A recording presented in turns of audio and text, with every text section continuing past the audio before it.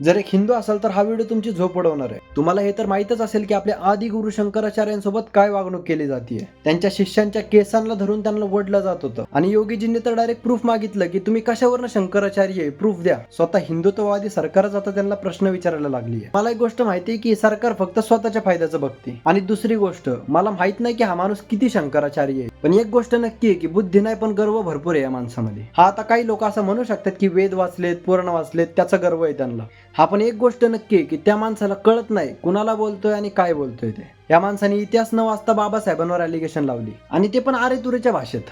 अम्बेडकर जब बौद्ध धर्म की शिक्षा लेने के लिए चला बंधुओं, इतिहास में पढ़ लेना, नागपुर गया, 50,000 लोगों को इकट्ठा किया, बौद्ध पंथे को बुलाया और कहा कि हमको बौद्ध धर्म में दीक्षित कर दीजिए। उन्होंने कहा आपको प्रतिज्ञाएं करनी पड़ेंगी, काम करेंगे। एक माइक उनके हाथ में हो गया, एक माइक उनके हाथ में हो गया, जैसे आजकल शपथ ग्रहण होता है।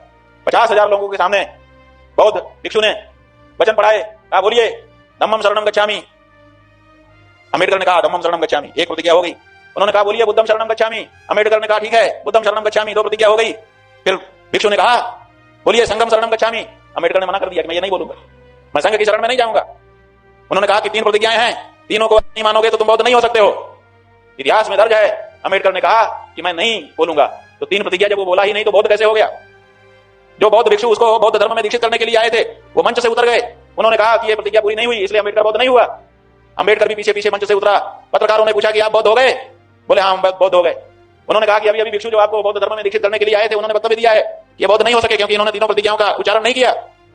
तो अम्बेडकर ने कहा ऐसी बात है तो हम नव बौद्ध हैं, हम एक नई तरह के बौद्ध हैं। ये नई तरह का बौद्ध क्या होता है, माने अपने जेब का है क्या कि जो चाहो अपने जेब से निकाल लो। इसका मतलब अम्बेडकर ना तो हिंदू बन पाया, ना तो बौद्ध बन पाया, न घर का रहा, न घाट का रहा। जो सच्चाई है वो यही। अरे बाबा, तू बोलताना जरा विचार करत जा, कारण ज्या माणसाबद्दल तू बोलतोय ना त्याच माणसाने तुला या देशामध्ये जगायचा अधिकार दिला, एवढं लक्षात ठेव. आणि ते बाकीचं सोडा, त्यांच्यामुळे आज आपला देश चालू आहे ते पण सोडा. त्या माणसाने त्याचं आयुष्य दान दिलंय आमच्या सारख्या लोकांसाठी. तुझ्यासारखं भाषण देऊन पैसे नाही कमवले. हे कसं आहे माहितीये का, जो माणूस ह्यांचा ऐकतो ना हे त्यांना गोड आहेत आणि जो माणूस ह्यांचे सडके विचार सोडून देतो ना तो ह्यांच्यासाठी धर्मद्रोही आहे. शंकराचार्य, एकदा महाराष्ट्रात या आणि आमच्या संतांचा इतिहास वाचा, खरा धर्म समजून तुम्हाला.